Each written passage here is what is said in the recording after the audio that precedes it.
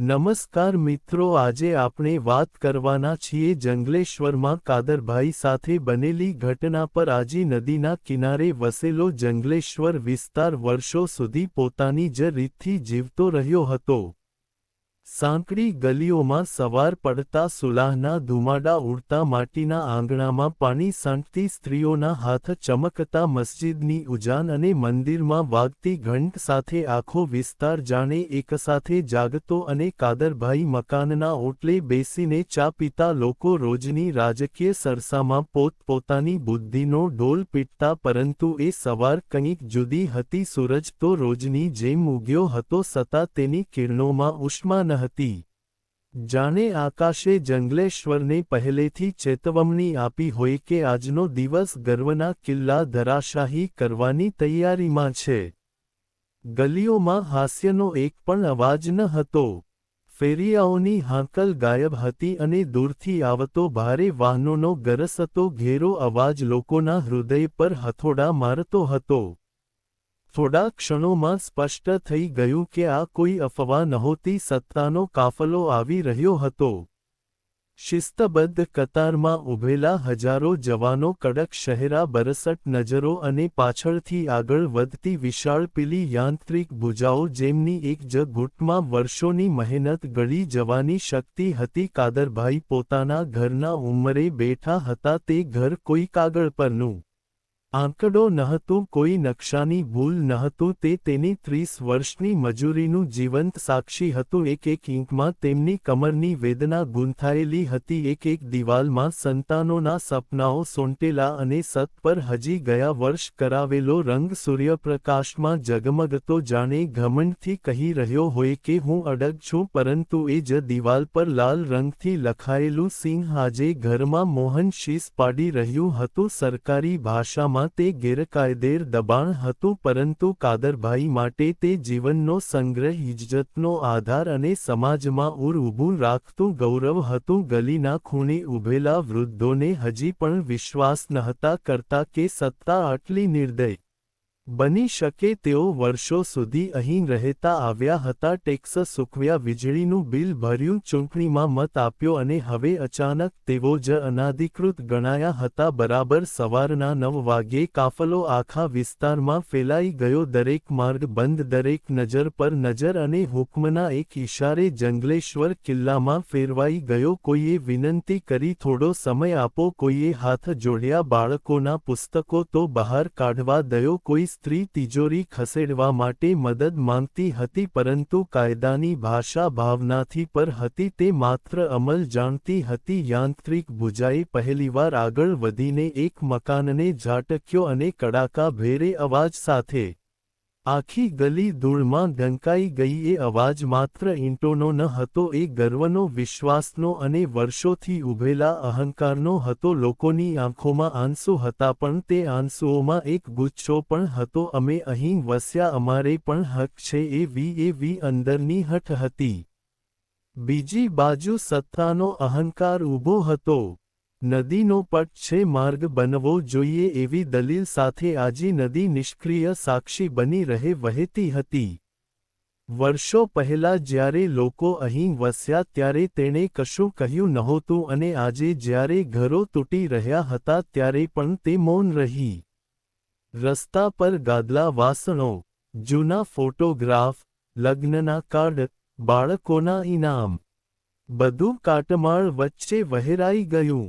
એક બાળક તૂટેલી દિવાલ પાસે ઊભો રહી પૂછતો હતો, આપણે કે હવે ક્યાં જશું? અને તેનો સવાલ આકાશમાં અટકી ગયો। સત્તા જીવતી દેખાતી હતી, પણ દરેક પ્રહાર સાથે માનવતાને અહીંએ એક ઊંડો ઘા પડતો હતો। સાંજ પડતા સુધીમાં જંગલેશ્વરનો શહેરો ઓળખાય તેવો રહ્યો નહોતો। જ્યાં કાલ સુધી આલિશાન મકાનો અને સાંકડી ગલીઓ ગર્વથી ઊભી હતી, ત્યાં હવે ઈંટો અને પથ્થરોના ઢગલા હતા, અને વર્ષો જૂના નામસિંહ બંગલા પણ સમાન રીતે ધરાશયી થયા હતા। કાયદાએ કોઈ ભેદભાવ રાખ્યો નહોતો, છતાં હવામાં એક અજાણી કડવાશ હતી, જાણે વિસ્તાર પોતે જ કહી રહ્યો હોય કે મારા પર ચાલતા પગલાઓ મને ઉસે હતો, આજે એ જ પગલાં મને અજાણ્યા ગણાવી રહ્યા છે। રાત્રે જ્યારે યાંત્રિક ગર્જના શાંત થઈ ત્યારે આજી નદીના કાંઠે માત્ર દીવડાઓનો ઘુમસતો પ્રકાશ અને લોકોના ઉખડેલા શ્વાસ બાકી રહ્યા હતા. જંગલેશ્વરની એ સવાર માત્ર ઘરોનો અંત નહતી, એ ગર્વના કિલ્લા પર પડેલો પહેલો પ્રહાર હતો. સાંજની લાલીમાં ધીમે ધીમે કાળી પડસામાં ફેરવાતી ગઈ, પરંતુ જંગલેશ્વરમાં રાત્રિ કોઈ શાંતિ લઈને આવી નહોતી. હાજી નદીના કિનારે પડેલા કાંઠમાળ વચ્ચે લોકો પોતાના જ ઘરના અવશેષો શોધતા હતા, જાણે કોઈ યુદ્ધ પછી સૈનિકો પોતાના સાથીઓને ઓળખવાનો પ્રયત્ન કરે. અને ધૂળની ગંધ હજી હવામાં તરતી હતી. એ ગંધ માત્ર ઈંટ સુનાની નહતી, એ વર્ષોથી સંચિત વિશ્વાસના તૂટવાના ધુમાડાની હતી. કાદરભાઈ પોતાના ઘરના તૂટેલા ઓટલા પાસે ઊભા રહીને એક તિરાડ પડેલી દિવાલને હાથ ફેરવી રહ્યા હતા. તેમના મનમાં વર્ષનો દબાયેલો ગુસ્સો હતો. આ જ જગ્યાએ મેં મારી દીકરીનો જન્મદિવસ ઉજવ્યો હતો, એમણે ધીમે બોલ્યા, અને તેમની બાજુમાં ઊભેલી પત્ની મૌન રહી ગઈ. શબ્દોનો હવે કોઈ અર્થ નહતો. રસ્તા પર ફેલાયેલા સામાન વચ્ચે બાળક લોકો પોતાના રમકડા શોધતા હતા, અને દરેક તૂટેલી શીશ જાણે શીશ પાડી રહી હતી કે અમે પણ અહીં જીવતા હતા. સત્તાનો કાફલો હજી દૂર ઊભો હતો. શહેરા કડક હતા અને કાયદાની દલીલ હજી એટલી જ મકામ. આ નદીનો પટ છે, આવતીકાલનું પૂર કોઈને છોડશે નહીં. માર્ગ બનવો જરૂરી છે, એવું એક અધિકારી ઠંડા સવારે કહેતો હતો, જાણે સામે ઊભેલા લોકો જીવંત હૈયા નહીં પરંતુ ફક્ત આંકડા હોય. રાત્રિ ઘેરી બનતી ગઈ તેમ લોકોના ચહેરા પરનો ભય ધીમે ધીમે ગુસ્સામાં ફેરવાતો ગયો.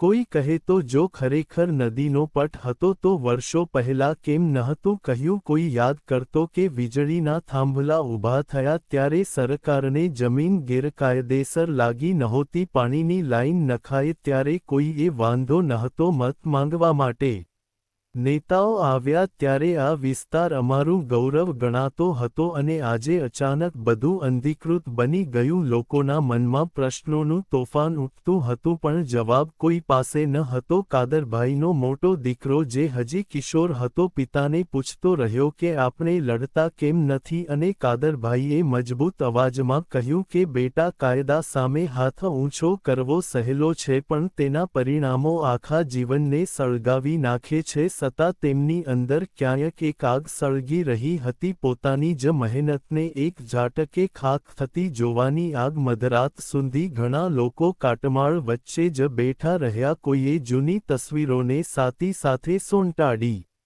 કોઈએ તૂટેલા દરવાજાના પટને સાચવી રાખ્યો, કોઈએ ધ્વસ્ત થયેલી દિવાલોમાંથી ઈંટ ઉખેડી લીધી, જાણે એમાં પોતાનું અસ્તિત્વ બંધાયેલું હોય. અને આજી નદીનો પવન આ બધું નિહાળી રહ્યો હતો. ક્યારેક નદી શાંત રહે છે, પરંતુ જ્યારે તે રોષે ભરાય છે ને ત્યારે આખા શહેરને ગળી જાય છે. આ સત્યનો ઉલ્લેખ અધિકારીઓએ વારંવાર કર્યો હતો, અને લોકોના હૃદયમાં એ ભય પણ ક્યાંક ઊંડે દટાયેલો હતો. સત્તાનો અહંકાર અને પ્રજાનો ગુસ્સો આમ સામે ઊભા હતા. એક કહેતો હતો વ્યવસ્થા માટે આ આવશ્યક છે, બીજો કહેતો હતો વ્યવસ્થા માનવતા વિના શું કામની. અને આ ટકરાવમાં રાત્રિ ધીમે ધીમે પસાર થતી ગઈ. સવાર થવાની પહેલા જ ખબર ફેલાઈ ગઈ કે આવતીકાલે ફરી યાંત્રિક પ્રહાર ચાલુ રહેશે. હજુ ઘણા મકાનો બાકી હતા, હજુ અનેક પરિવારોની વારે બારી હતી, અને આ જાણકારી સાથે જંગલેશ્વરના દરેક હૃદયમાં એક ભાર ઉતરી ગયો હતો. કાદરભાઈએ રાત્રિના અંતિમ પ્રહારમાં આજી નદી તરફ નજર કરી અને મનમાં કહ્યું, જો તું ખરેખર જોખમ હતી તો અમને પહેલા કેમ નહોતું ચેતવ્યું તે. પરંતુ નદી મૌન રહી. તેની મૌનમતામાં જ કદાચ આવતીકાલનો જવાબ છુપાયેલો હતો. જંગલેશ્વર હવે ફક્ત એક વિસ્તાર ન રહ્યો હતો, તે એક પ્રતીક બની ગયો હતો, કાયદાની કડકતા અને માનવીય પીડાના અથડામણનું પ્રતીક. અને રાત્રિના અંધકારમાં દરેક શ્વાસ એક પ્રશ્ન બની હવામાં લટકતો હતો. આજે નદીના કિનારે પથરાયેલા કાટમાળ પર રાત્રિની તેજ અને ભેજ હજી બેસી હતી, અને લોકોની આંખોમાં ઊંઘનો એક કણ પણ ન હતો, જાણે આખો વિસ્તાર એક જ પ્રશ્ન પર અટકી ગયો હોય કે આપણે હવે શું. સૂર્ય ઉગતા પહેલા જ ફરીથી કડક પગલાઓના અવાજો ગલીઓમાં ગુંજવા લાગ્યા, અને કાફલો ગઈકાલ કરતાં પણ વધુ વધુ મક્કમ દેખાતો હતો. શિસ્તબદ્ધ કતારમાં ઊભેલા જવાનોની આંખોમાં કોઈ દ્વિધા ન હતી, માત્ર આદેશનું પાલન હતું અને પાછળ ઊભેલી યાંત્રિક ભુજાઓ ફરી એકવાર ગરજી ઉઠવા તૈયાર હતી. લોકો જાણતા હતા કે આજનો દિવસ વધુ ભારે પડશે, કારણ કે હવે માત્ર ઘરો જ નહીં પણ લોકોના અંદરના અહંકાર પર પણ પ્રહાર થવાનો હતો. કાદરભાઈ આ વખતે ઉંમરે નહોતા બેઠા, તેઓ ગલીના મધ્યમાં ઊભા હતા અને તેમના ચહેરા પર ગઈકાલ કરતાં વધુ કઠોરતા હતી, જાણે એક રાતમાં જ વર્ષોનું મૃદુત્વ તેમના પર આવી પડ્યું હોય અને આસપાસ ભેગા થયેલા લોકોની નજરો તેમની તરફ જોતા હતી. શું કરવું? કોઈએ ધીમેથી કહ્યું. અમે શાંતિથી ઊભા રહીશું પણ ચૂપ નહીં રહેશું. અને આ શબ્દ જાણે શિંગારી બની ગયા હતા. હો રાત્રિએ પોતાના બાળકોને પાછળ રાખ્યા. વૃદ્ધોએ લાઠીનો સહારો લઈને ગલીમાં સ્થાન લીધું અને યુવાનોના ચહેરા પર ગુસ્સો સ્પષ્ટ દેખાતો હતો. સત્તાના અધિકારીએ આગળ વધીને ઊંચા સવારે જાહેર કર્યું કે આજે પણ નિર્ધારિત મકાનો તોડી પાડવામાં આવશે અને કોઈ અવરોધ સહન નહીં કરવામાં આવે. એ અવાજમાં એવી ઠંડક હતી કે જેમાં લાગણી માટે જગ્યા જ નહોતી. પ્રથમ પ્રહાર પડતા જ એક શીશ ગલીમાં ફાટી નીકળી. એક ઘર જેમાં હજી સુધી લોકો રહેતા હતા, તેની દિવાલ કડાકા ભેર તૂટી પડી અને અંદરથી વાસણો, કપડાં, યાદો બધું જ બહાર ઢળી પડ્યું. એક વૃદ્ધ પોતાની તૂટેલી પાંખડી પાસે બેસી રહી અને બોલતી રહી કે આજ મારી દુનિયા હતી, પરંતુ તેના શબ્દ ધૂળમાં ગુમ થઈ ગયા. કાદરભાઈ આગળ વધ્યા. તેમની આંખોમાં ગુસ્સાનો જોત હતો અને તેમણે અધિકારીઓને સીધો પ્રશ્ન કર્યો, જો આ જમીન અમારી નહોતી તો વર્ષો સુધી તમે શા માટે મૌન રહ્યા? અમારી મહેનત પર તમારું સહી મુદારા શા માટે સમકતી રહી? આસપાસ ઊભેલા લોકોનો ગુસ્સો હવે ખુલ્લી નજરોમાં દેખાવા લાગ્યો. તેઓ કાયદા સામે હાથ ઊંચો કરતા નહોતા, પરંતુ તેમની નજરો જ સવાલ બની ગઈ હતી. અધિકારીએ ટૂંકો જવાબ આપ્યો, વ્યવસ્થા માટે નિર્ણય લેવાયો છે. અને આ શબ્દમાં એવો અહંકાર સલકાતો હતો કે જાણે માનવ પીડા માત્ર એક આંકડો હોય. આજે નદીના કિનારે ઊભેલા કેટલાક લોકો એકબીજાને યાદ અપાવતા રહ્યા કે થોડા વર્ષ પહેલા પૂર આવ્યું ત્યારે પાણી ખરેખર ઘરોની બારી સુધી પહોંચ્યું હતું અને ત્યારે જ ચેતવણી આપવામાં આવી હતી, પરંતુ ગરીબી, રોજી રોટી અને સંતાનોના ભવિષ્યની ચિંતા વચ્ચે એ ચેતવણી કોઈએ ગંભીરતાથી લીધી નહોતી. અને આજે અવગણના પોતે તે જ ભયાનક સ્વરૂપે સામી ઊભી હતી. લોકોની અંદર બે અવાજ અથડાતા હતા. એક કહેતું કે અમે અન્યાયના ભોગ છીએ, બીજું કસવાતું કહેતું કે કદાચ ભૂલ અમારી પણ હતી. અને આ આંતરિક ટકરાવ હજુ સૌથી વધુ પીડાદાયક હતું. બપોર સુધીમાં ગલીનો અડધો ભાગ સમાન થઈ ગયો હતો, એટલે સમાપ્ત થઈ ગયો હતો. કાદરભાઈ પોતાના ઘરની અંતિમ દિવાલને તૂટી પડતી જોઈએ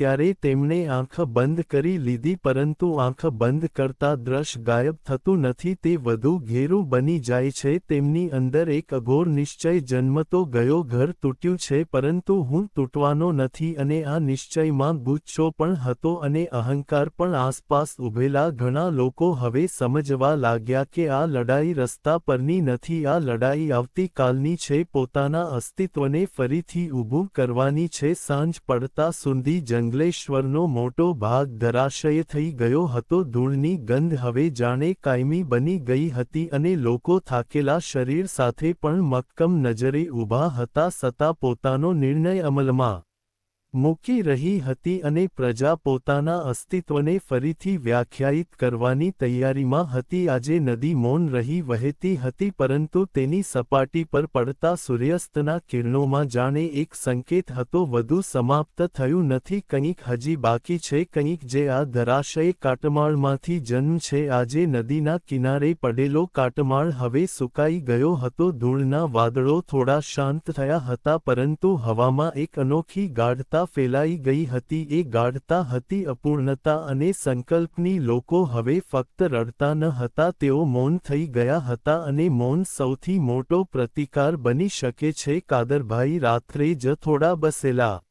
ઈંટો ગોઠવીને એક ખૂણો બનાવ્યો હતો જ્યાં તેમની પત્ની અને બાળકો બેઠા હતા. આ ખૂણો ઘર ન હતો પરંતુ ઘર હોવાની જીદ હતી. તેમની આંખોમાં હવે આંસુ ન હતા. ત્યાં એક કઠોર સમક હતી. અમે વર્ષોથી ખસડાયા છીએ, ખતમ થયા નથી એવો નિશબ્દ સંદેશ. સત્તાનો કાફલો સૌથી વાર આવ્યો ત્યારે તેની ગતિ ધીમી નહોતી પરંતુ તેના ચહેરા પર પણ થાક સ્પષ્ટ હતો. કદાચ સતત પ્રહારો કરતાં કરતાં તેમની અંદર પણ કોઈ અદૃશ્ય ભાર સચવાઈ ગયો હતો.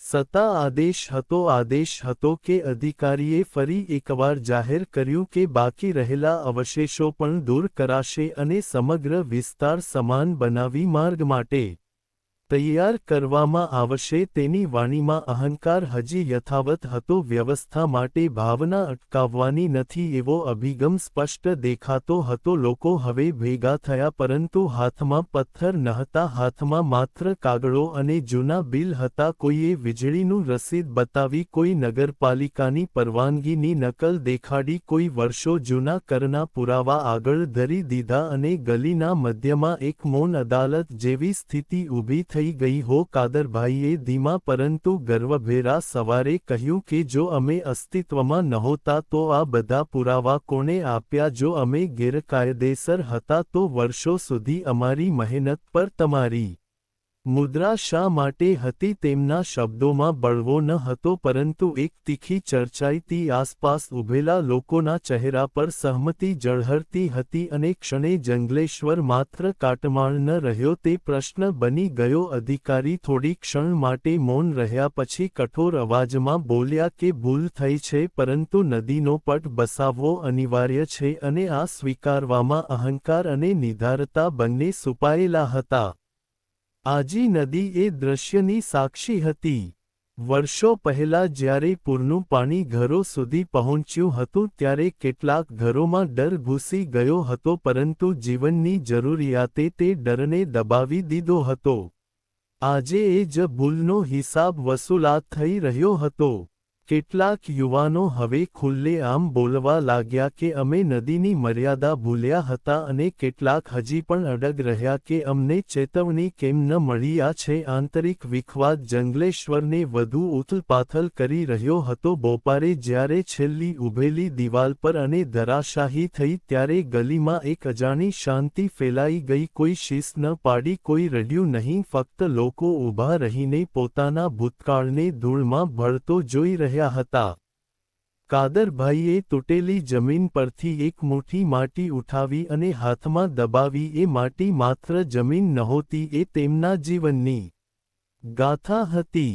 તેમણે બાળકો તરફ જોયું અને કહ્યું કે અહીંથી આપણું ઘર ગયું છે પણ આપણો સંકલ્પ અહીં જ ઉગશે. અને આ વાક્યમાં એક એવો ગુચ્છો હતો જે હાર માનતો નહોતો. સાંજ પડતા સુધી સત્તાનો કાફલો પાછો વળી ગયો. પાછળ રહી ગયું સમાન બનાવાયેલું વિશાળ મેદાન જે કાલ સુધી જીવનક ધબકતું હતું. હવે ત્યાં માત્ર પવન ફૂંકાતો હતો અને ધૂળ ઉડતી હતી પરંતુ એ મેદાનની વચ્ચે લોકો હજી ઊભા હતા, વિખરાયેલા, થાકેલા, સત્તા અડગ. જંગલેશ્વરનો નકશો બદલાઈ ગયો હતો પરંતુ તેની અંદર જન્મેલો પ્રશ્ન અને સંકલ્પી જીવંત હતા. રાત્રે આજી નદીના કિનારે દીવડાઓ ફરી પ્રગટ્યા પરંતુ આ વખતે તે શોક માટે નહોતા.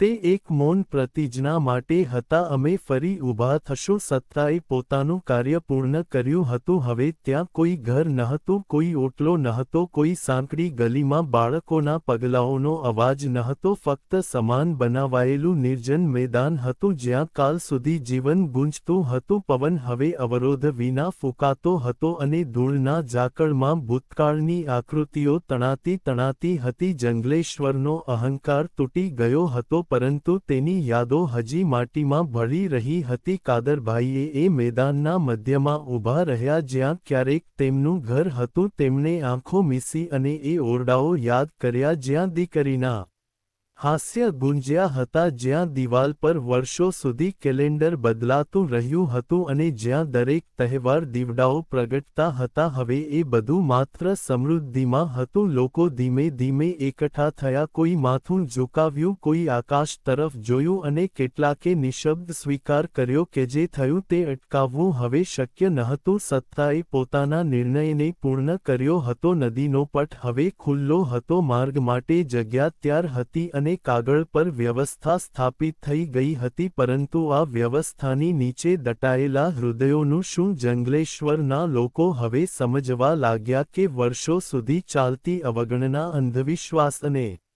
કંઈ નહીં થાય જેવી હઠી માનસિકતા પણ આ વિનાશમાં ભાગીદાર હતી. તેઓએ નદીની મર્યાદા અવગણી, ચેતવણીઓને હળવાશથી લીધી અને ગેરસમજમાં ગૌરવ શોધ્યું અને આજે એ ગૌરવ ધૂળમાં ભળી ગયું હતું. કાદરભાઈએ શાંત પરંતુ અડકસવરે કહ્યું કે ઘર તૂટે તો માણસ તૂટતો નથી જો તે પોતાની ભૂલમાંથી શીખે, અને તેમના શબ્દો આસપાસ ઊભેલા દરેક હૃદયમાં ઊંડી ઉતરી ગયા. તેમના ચહેરા પર હવે ગુસ્સો ન હતો, ત્યાં એક કઠોર સ્વીકાર અને નવા સંકલનની ઝલક હતી. બાળકોને તેમણે સમજાવ્યું કે આ જમીન પર ફરી ઘર નહીં બાંધીએ, કારણ કે નદીની મર્યાદા તોડીને ઊભું રહેલું કરેલું સ્વપ્ન ટકતું નથી. અને આ વાક્ય જંગલેશ્વરની નવી દિશા બની ગયું હતું. કેટલાક લોકોએ નજીકના વિસ્તારોમાં ભાડાના મકાનો શોધવા શરૂ કર્યા, કેટલાકે સગા સંબંધીઓનો સહારો લીધો, કેટલાકે સરકારની પુનર્વસન યોજનાઓ માટે અરજીઓ કરી. આ બધું સહેલું નહોતું, પરંતુ હવે તેઓ